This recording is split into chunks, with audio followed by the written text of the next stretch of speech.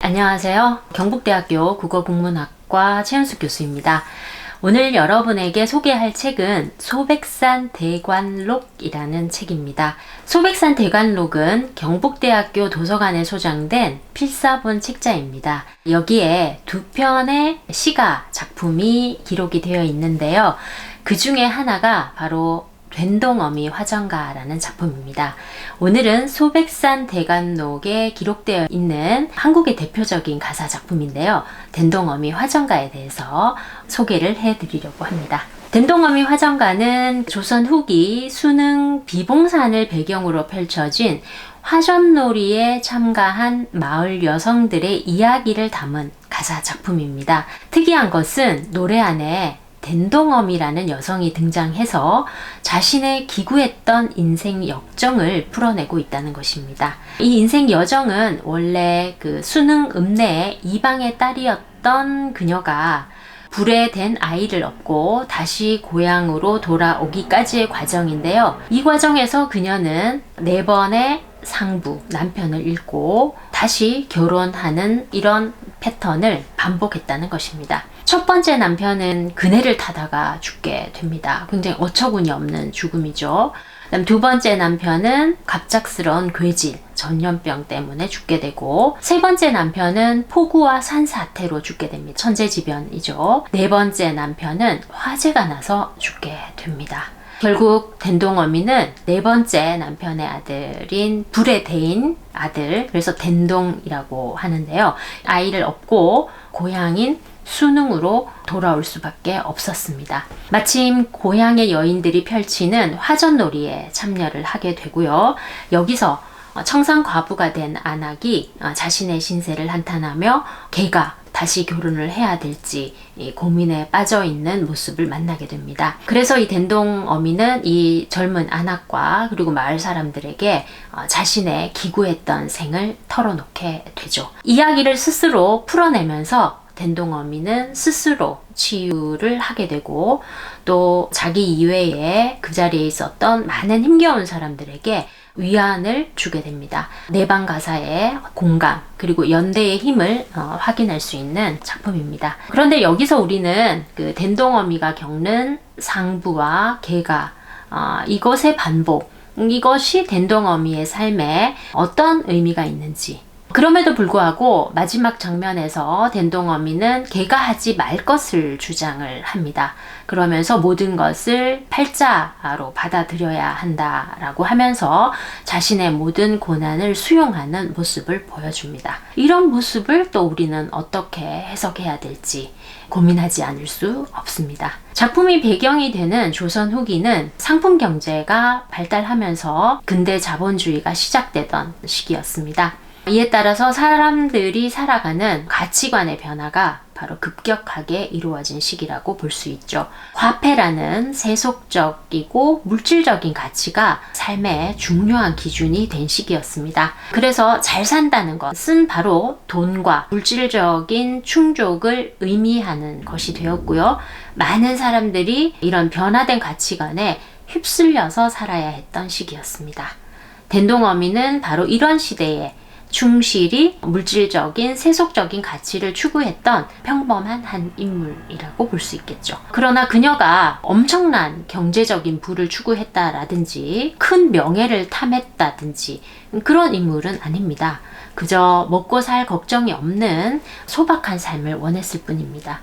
그런데 지속되는 그녀의 고난은 바로 급변하는 시대가 그녀의 이런 소박한 바람을 충족시킬 수 없었음을 보여주는 상황이라고 할 수 있겠습니다. 된동어미의 삶은 조선 후기라는 특정한 시대를 배경으로 하고 있지만 결코 조선 시대에만 갇혀 있는 것은 아닌 것 같습니다. 현대를 살아가는 우리의 삶과 무척이나 닮아 있다고 볼 수 있는데요. 자본주의 시대를 살아가는 우리 현대인들에게 돈은 매우 중요한 삶의 기준이 된 지 오래입니다.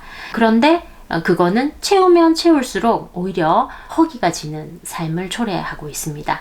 된동어미가 그랬던 것처럼 우리 또한 채우려고 노력하면 할수록 삶의 갈증은 더 커져가는 시대에 살고 있습니다.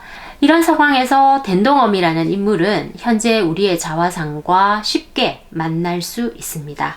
그래서 현대인에게 댄동어미가 겪는 삶은 깊은 공감을 줍니다. 한편 댄동어미의 패배, 그리고 이것을 팔자로 받아들이는 달관은 과연 잘 산다는 것이 진정 무엇인가를 생각해 볼 수 있게 합니다. 잘 산다는 것을 세속적인 물질적 기준에 한정할 때 인간은 결코 승리할 수 없음을 댄동어미 화전가는 극명하게 보여줍니다. 아울러 작품의 마지막 부분에서 댄동어미가 가장 비참한 자신의 상황을 가장 신명나게 노래를 부르면서 풀어버리는 장면이 나오는데요. 이 장면 역시 현대인에게 중요한 의미를 줍니다. 바로 인생의 프레임을 바꾸는 것, 그리고 삶을 옥죄는 틀은 스스로 벗어나야 한다는 것입니다. 작품 속의 화전놀이의 장에 그녀는 엿판을 메고 등장을 하는데요. 원래 그녀가 엿판을 맨 이유는 엿을 팔아서 돈을 벌기 위한 것이었습니다.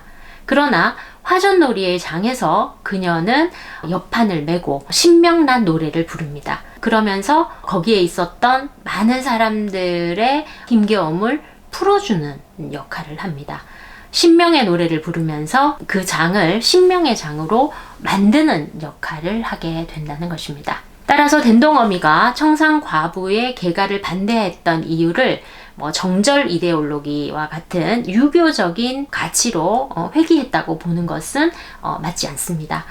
그것은 그동안 자신이 추구했던 세속적인 가치관에서의 탈피를 의미합니다. 댄동어미는 일면 세속적인 가치에 충실했던 인물이었고, 또 개가는 당시 하층민으로서는 그러한 삶을 이어가기 위한 오히려 적극적인 수단이었습니다. 따라서 개가를 반대한다는 것은 이제 더 이상 세속적인 욕망에 대한 노력을 멈추겠다는 선언을 의미합니다. 그러한 선언은 바로 잘 산다는 것의 기준, 즉 삶의 프레임 자체를 기존의 틀에서 탈피시키고자 하는 적극적인 노력이었다고 볼 수 있다는 것입니다. 고향에서 화전놀이를 통해서 이러한 그녀의 선언은 이루어졌고, 또 함께하는 이들에게 그녀의 선언은 공감을 얻었습니다. 이제 그러한 공감이 현재를 살아가는 우리에게도 전이될 필요가 있다고 생각합니다. 마지막으로 댄동어미가 신명의 노래를 부를 수 있었던 공간이 바로 고향이었다는 점을 우리는 주목할 필요가 있습니다. 댄동어미는 고향으로 돌아옴으로써 비로소 삶을 달관할 수 있었습니다. 고향이라는 공간이 주는 특징과 무관하지 않는데요. 타향은 끊임없이 사회의 가치를 강요하고 구성원으로 하여금 기준에 맞추어 살도록 요구하는 공간입니다. 댄동어미의 지속적인 개가, 그리고 물질적인 욕망에 대한 추구는 바로 이러한 타향이라는 장소에 맞추는 삶입니다. 거기에 있는 한 댄동어미의 삶은 자신의 것이 될 수 없습니다. 반면 고향으로 돌아온 그녀는 그녀 스스로 자아를 찾습니다. 고향에 돌아옴으로써 그녀는 사회가 요구하는 기준을 받아들일 수도 있고 혹은 거부할 수도 있다는 것을 깨닫게 됩니다. 타향에서 자기의 실현 과정이 사회가 요구하는 가치에 무조건적으로 자기를 맞춰야 하는 삶이었다면, 고향에서 댄동어미가 보여준 태도는 사회의 요구가 과연 정당한가, 그것으로 자아가 진정 행복해질 수 있는가를 새롭게 반성하고 새로운 질서를 만들어내는 과정이라고 볼 수 있습니다. 댄동어미 화전가가 최근 소설로 각색되기도 하고, 또 연극이나 뮤지컬로 재현되기도 하고 있습니다. 아주 새로운 모습으로 우리에게 다가오고 있는데요. 이 작품이 고전 작품이지만 작품의 의미가 과거에 매여 있지만은 않다는 것을 우리에게 보여주는 좋은 사례라고 할 수 있겠습니다. 감사합니다.